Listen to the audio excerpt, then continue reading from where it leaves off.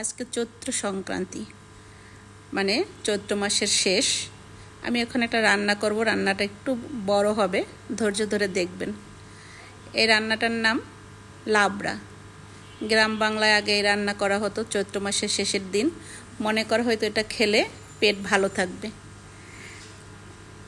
হয়তো মুরব্বীদের এটা একটা ধারণা, তারপরও কিন্তু খাবারটা বেশ ভালো, স্বাস্থ্যের জন্য ভালো এবং খেতেও মজা।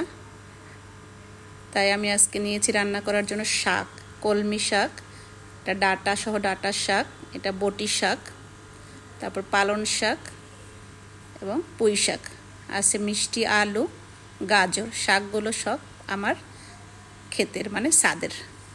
তারপরে আমি মিষ্টি কুমড়া, এটা হলো বগুড়ার ছোট আলু, চিচিঙ্গা আছে, পেঁপে, বেগুন, কাঁচা কলা আর আমার ক্ষেতের মরিচ, যে কালো কালো মরিচ। এখন সব কিছু পাতিলের মধ্যে একত্রে দিয়ে দেব। প্রথমে মরিচগুলো দিলাম, এরপরে সবজিগুলো সব ঢেলে দিচ্ছি।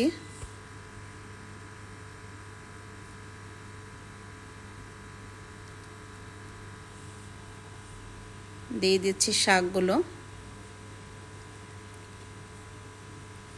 আসলে আমরা যতই আধুনিক হই, আমরা বারে বারে সেই আমাদের শিকড়েই ফিরে যাই। দিন শেষে আমরা সেই বাঙালি, সেই আমাদের শিকড়ই আসল ঠিকানা। এবার একটু পানি আর লবণ দিয়ে এটাকে সিদ্ধ দিয়ে দেব। পানি আর লবণ দিয়ে এটাকে এখন ঢেকে সিদ্ধ করব। সিদ্ধ হওয়া পর্যন্ত আমি অপেক্ষা করব। পানি দিয়ে দিলাম, ঢেকে দিচ্ছি, সিদ্ধ হইতে থাক। প্রায় 20 মিনিট পরে ফিরে আসলাম। এই যে পানি উঠে গেছে। দিয়ে পর্যায়ে দিয়ে দিলাম হলুদ এবং একটু জিরার গুঁড়া দিয়ে এটাকে মিক্সড করে আবার ঢেকে দেব। অলরেডি সিদ্ধ হয়ে গেছে পুরোটাই, আরও কিছুক্ষণ সিদ্ধ হওয়ার জন্য এটাকে আবার ঢেকে রেখে দেব। এটা সিদ্ধ হতে থাক যতটুকু কাঁচা আছে। এই ফাঁকে আমি তড়কা, মানে যেটা বাগার দেব, সেটা রেডি করতে থাকি। কড়াইতে একটু তেল দিয়ে দিলাম, রসুন কুচি দিয়ে দিচ্ছি একটু বেশি করে। প্রথমে রসুনটাকে একটু ভেজে নেব, যাতে রসুনটার একটু কালার আসে এবং রসুনের ঘ্রাণটা ছড়ায়। একটু ভেজে দিয়ে দিলাম পেঁয়াজ। পেঁয়াজটাকেও এখন একটু ভেজে জাস্ট কালারটা চেঞ্জ হওয়া পর্যন্ত একটু ভাজবো। এই পর্যায়ে দিয়ে দিচ্ছি শুকনো মরিচ, ছোট ছোট করে কেটে শুকনো মরিচ দিয়ে দিচ্ছি।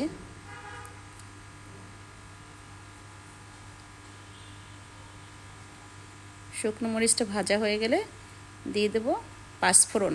পাঁচফোড়নটা ধুয়ে ঝরা দিয়ে রাখছিলাম, সেই পাঁচফোড়নটা দিয়ে দিলাম। এবার এটাকে ভালো মতো সবগুলোকে ভেজে নিচ্ছি।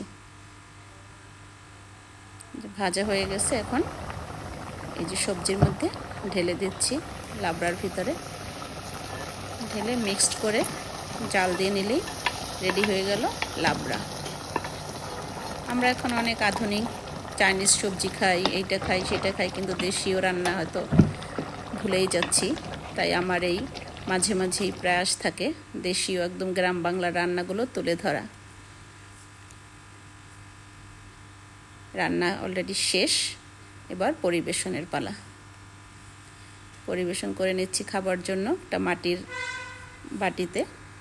দেখা হবে অন্য কোনো ভিডিওতে। সে পর্যন্ত সবাই ভালো থাকবেন, আমার জন্য দোয়া করবেন, সবাই সবার পাশে থাকবেন। আল্লাহ হাফেজ।